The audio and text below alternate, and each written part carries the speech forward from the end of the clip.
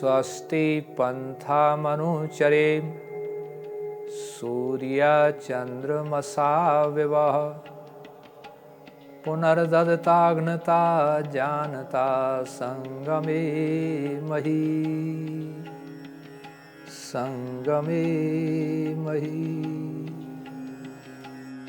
न्यामात्र शक्ति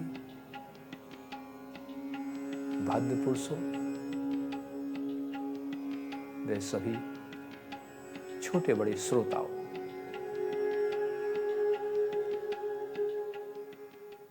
आपने पिछले एपिसोड में चर्चा सुनी थी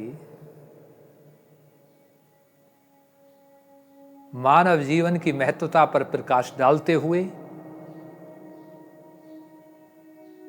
मानव कैसे दीप्तिवान हो सकता है, कांतिवान हो सकता है, प्रकाशवान हो सकता है, ऊंचाई को प्राप्त कर सकता है।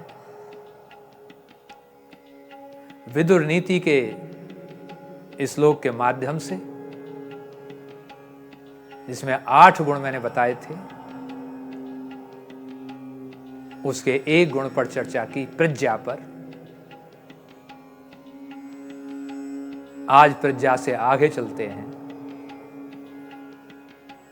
दूसरा गुण है कौल्यम। कौल्यम का अर्थ होता है कुलीनता। इसका अभिप्राय ये समझें कि हम अपने कुल की मर्यादा को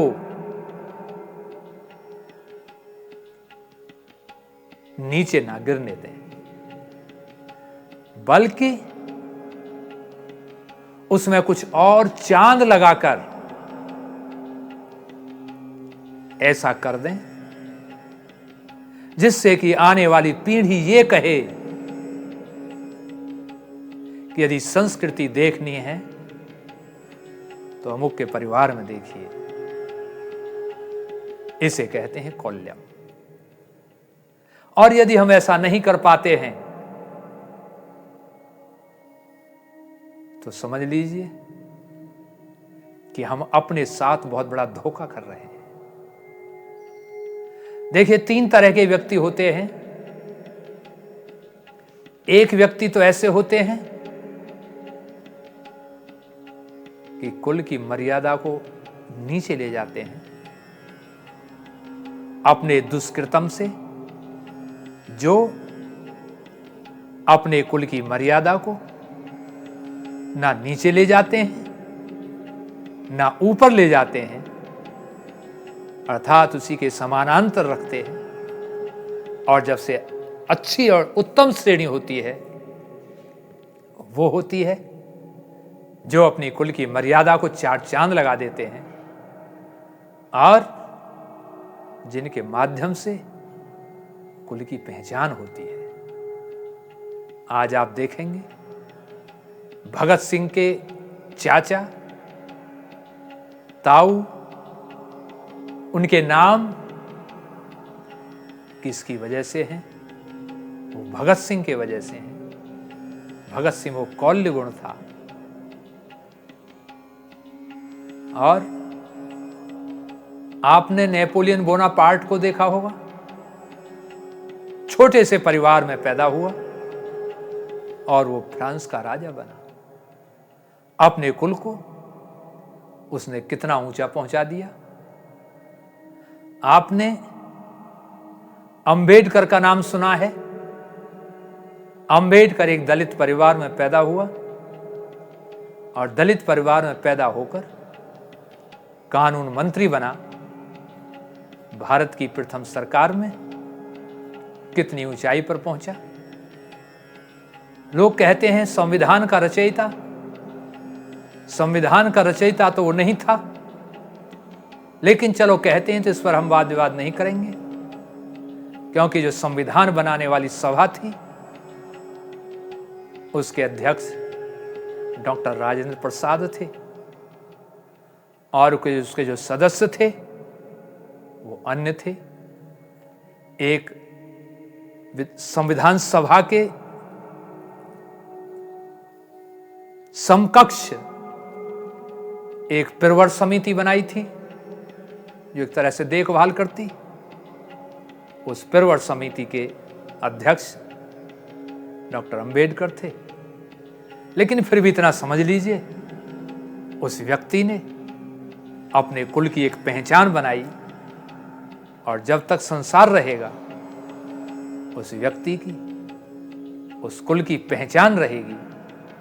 तो कहने का मेरा अभिप्राय यही है कि हम अपने कुल की एक पहचान बना जाएं, ऐसे कर्म कर जाएं, तो समझ लीजिए यही कौल्यम है। इस गुण को अपने अंदर हम जीवन धारण करें, अपने जीवन में धारण करें। ऋषिवर दयानंद, कौन जानता होगा पहले कि गुजरात में कोई टंकारा स्थान है? कोई नहीं जानता होगा, लोकल वहां के लोग जानते होंगे। लेकिन उस ऋषिवर दयानंद के कारण आज केवल गुजरात ही नहीं, पूरा भारत, बल्कि पूरा भारत ही नहीं, पूरा विश्व, चाहे हर देश में कम संख्या हो, 2 हो, 4 हो, 10 हो, 20 हो, लेकिन विश्व के जितने भी देश हैं, सब में से कुछ ना कुछ ऐसे व्यक्ति अवश्य मिलेंगे जो जानते हैं कि टंकारा की वो पवित्र भूमि जिसमें ऋषिवर का दयानंद का जन्म हुआ, जिनके पिता करसनजी तिवारी, दुनिया जान गई करसनजी तिवारी को, जिनकी माता अमृताबाई, दुनिया जान गई अमृताबाई को। किसके कारण से जानी? ऋषिवर दयानंद के कौल्यम गुण के कारण। तो कहने का पवित्र आत्मा मेरा अभिप्राय है कि हम कौल्यम को अपने जीवन में धारण करें और अपने कुल की पहचान बनाएं, अच्छाई के क्षेत्र में, बुराई के क्षेत्र में नहीं। अगला तीसरा जो गुण है 8 गुणों में, वो है दम। दमह कहते हैं, इंद्रियों के कंट्रोल के लिए भी कहते हैं, अधिकांशतः मन के कंट्रोल पर किया जाता है। अर्थात हम अपने मन को कब्जे में रखें। यदि मैं आपसे प्रश्न करूं कि मन हमारे शरीर का एक महत्वपूर्ण पार्ट है, तो मेरे विचार से आप दोनों तरह के उत्तर दे सकते हैं। कह सकते हैं है भी, और कह सकते हैं नहीं भी।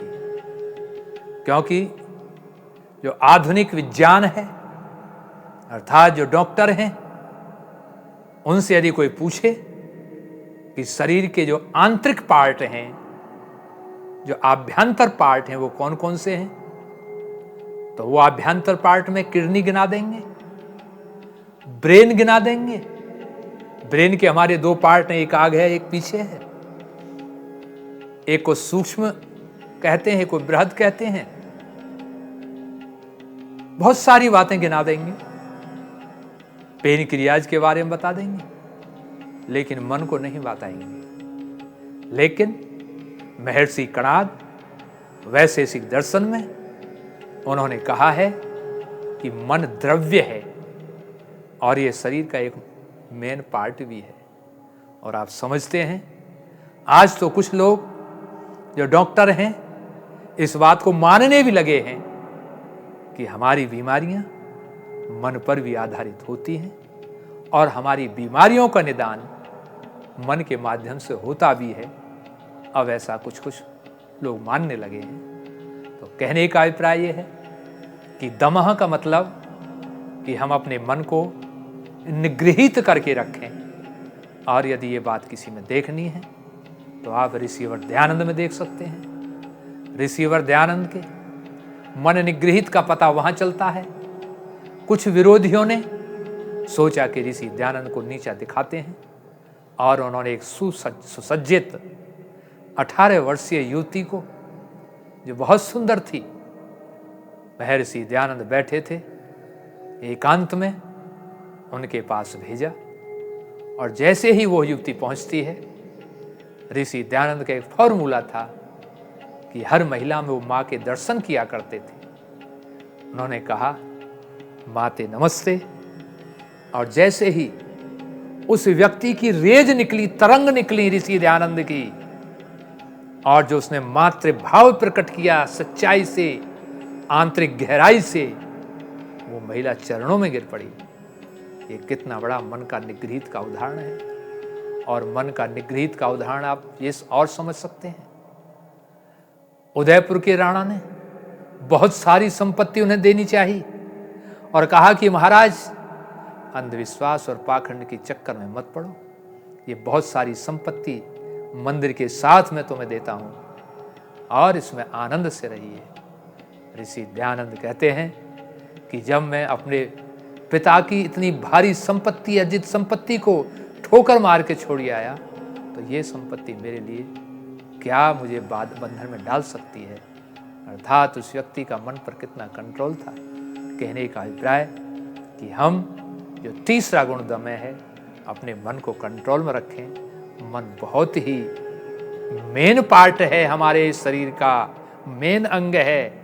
इसके माध्यम से ही हम राजा बन जाते हैं और इसके माध्यम से ही हम रंक बन जाते हैं। राजा और रंक मैंने उससे नहीं कहा है, अर्थात मैंने वो कहा है कि मन के माध्यम से हम स्वामी बन जाते हैं, मालिक बन जाते हैं, और मन के माध्यम से ही हम दास बन जाते हैं। इसलिए स्वामी बनिए, मालिक बनिए, दास मत बनिए। समस्या यही थी कि राम रावण आपने युद्ध देखा होगा। राम अपने मन और इंद्रियों का स्वामी था और रावण अपने मन और इंद्रियों का दास था। परिणाम आपके सामने है। अर्थात हे पवित्र आत्माओं, ये तीसरा गुण हमें अपने जीवन में अपनाना चाहिए। यदि तीसरे गुण को अपने जीवन में अपना लेते हैं तो निश्चित रूप से जीवन में सफलता मिलती है। आगे चौथे गुण से चर्चा अगले एपिसोड में होगी। यहीं पर मैं अपनी वाणी को विराम देता हूँ।